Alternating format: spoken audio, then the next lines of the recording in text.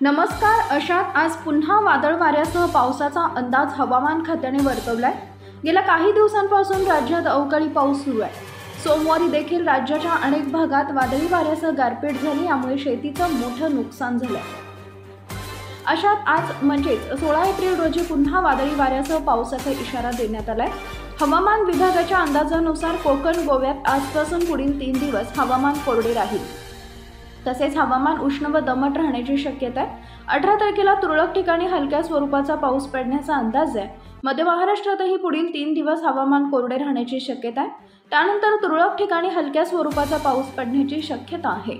मराठवाड्यामध्ये पुढील 2 दिवस तुरळक ठिकाणी पाऊस होईल. त्यानंतर 17 तारखेला हवामान कोरडे राहील. 18 तारखेला पुन्हा तुरळक ठिकाणी पाऊस होईल. विदर्भामध्ये आज काही भागात पावसाचा अंदाज आहे. त्यानंतर पुढील 3 दिवस हवामान कोरडे राहील. 19 तारखेनंतर मात्र तुरळक ठिकाणी पाऊस पडण्याची शक्यता आहे.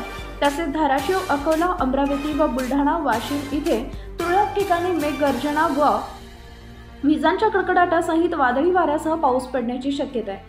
तसेच आज व उद्या सांगली व सोलापूर इथे तुरळक ठिकाणी मेघगर्जना, विजांचा कडकडाट व वादळी वाऱ्यासह पाऊस पडण्याची शक्यता आहे. त्यामुळे या जिल्ह्यांना येलो अलर्ट देण्यात आला आहे. तर ठाणे, मुंबई व रायगड या जिल्ह्यांमध्ये आज तुरळक ठिकाणी उष्णतेची लाट जाणवेल. नवीन अपडेट मिळवण्यासाठी आता लगेच आपल्या YouTube चॅनलला सबस्क्राईब करा. धन्यवाद.